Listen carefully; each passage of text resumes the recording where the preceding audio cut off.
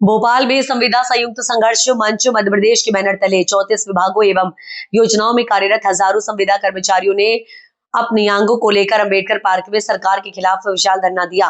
प्रदेश सह संयोजक संजल भार्गव ने बताया कि वर्ष 2023 में लागू संविदा नीति का आज तक सही क्रियान्वयन नहीं हुआ। इसके विरोध में कर्मचारी लामबंद है।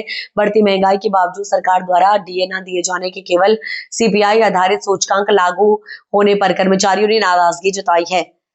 सह संयोजक सज्जल भार्गव ने इसे सम्मान, सुरक्षा और हक की लड़ाई बताते हुए कहा कि संविदा कर्मचारियों की 9 प्रमुख मांगों में डीए का प्रावधान, अर्जित व मेडिकल अवकाश अनुभव आधारित संविलियन, बंद होने वाली योजनाओं के कर्मचारियों को अन्य योजनाओं में नियुक्ति, समकक्षता क्या विसंगतियों का निराकरण, 20 लाख का बीमा, शासकीय आवास पीसीएस में अनुभव अंक और महिला कर्मचारियों के लिए चाइल्ड केयर लीव शामिल है। हेमराज सरवन ने कहा कि सरकार को जल्द निर्णय लेना चाहिए। मैं हेमराज सरवन, सहायक अधिकारी संयुक्त संविदा मंच से मैं जो आपसे निवेदन करना चाह रहा हूं कि आज जो हमारा ये जो आंदोलन 1 दिवसीय रखा गया है, इस उपलक्ष्य में रखा गया है कि हमारी संविदा नीति जो 2023 में बनाई गई थी उसको आज दिनांक तक फॉलो नहीं किया गया। उसमें हमारे समस्त विभागों के द्वारा आज यहाँ एकत्रित होकर हम ये प्रदर्शन करना चाह रहे हैं कि शासन हमारी मांगों को पूर्ण करे और जो 2023 की दिग्विजय शिवराज सिंह द्वारा घोषणा की गई थी वो नीति लागू की जाए और जो भी हमको लाभ मिलना चाहिए वो लाभ मिले। इसी परिप्रेक्ष्य में हम लोगों ने अगर ये मांग नहीं कर रहे थे तो हमने हमारा सहायक लेखाधिकारी मंच के द्वारा भी हमने हाई कोर्ट में एक रिट डायल करी थी। हमारे पक्ष में डिसीजन आया, उस पक्ष का डिसीजन आने के बाद आज दिनांक तक भी हम लोगों को इसका बढ़ा हुआ वेतन नहीं दिया जा रहा है। इसलिए मजबूरन होकर हम लोगों को आंदोलन की शरण लेना पड़ रही है। धन्यवाद।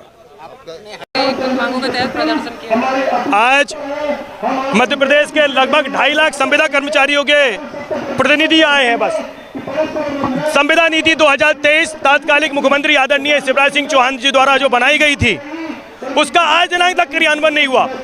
माननीय मुख्यमंत्री जी ने लाल प्लेट पे हम लोगों को बुलाया था और बुलाने के बाद संविदा नीति प्रदान की थी और वो नीति में हमारे लिए बहुत सारी मांगे थी, बहुत सारी सुविधाएं थी।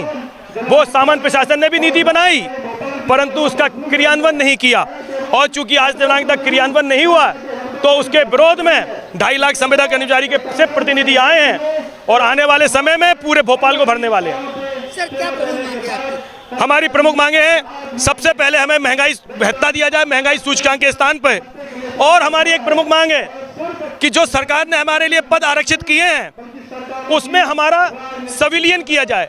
क्या मास्टरों का, गुरुओं का, संविदा टीचरों का सिविलियन हो सकता है तो फिर संविदा कर्मचारियों का क्यों नहीं?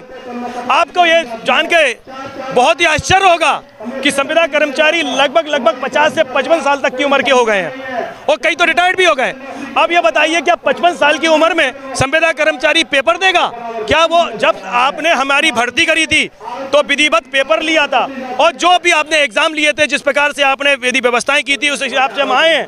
55 साल में, 50 साल में, 45 साल की उम्र में वो संविदा कर्मचारी नए लड़कों के साथ पेपर देके आप उम्मीद करते हैं 25 साल, 30 साल, 35 साल के साथ वो पेपर देके 50% नंबर ला पाएगा? नहीं ला पाएगा।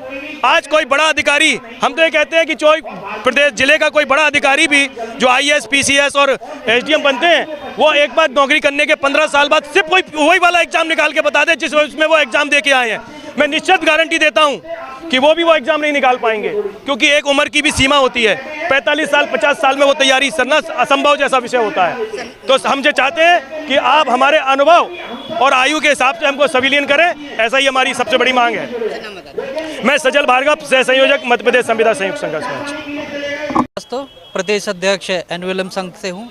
आज का ये कार्यक्रम हम सभी संविदा भाइयों के अंतरात्मा का दर्द है कि हमें जो 2018 और 2023 की नीति का जो क्रियान्वयन जेडी के थ्रू दिया गया है, लेकिन विभागों ने हमें वो चीज़ नहीं दी जो हमें मिलने चाहिए थी। तो आज भी हमारा संविदा का साथी शोषित है, वंचित है। तभी तो हमें इस आंदोलन करने की आवश्यकता पड़ी कि हम सरकार तक अपनी बात पहुंचाएं, हमारी बात से वो जागें, और नहीं जागेंगे तो चरणबद्ध तरीके से जो हमने सूचनाएं दी हैं अब हम सड़कों पर उतरेंगे। 36 विभाग की अलग अलग योजनाएं पूरी तरह से हम अब बाधित करेंगे और कार्य बंद करेंगे।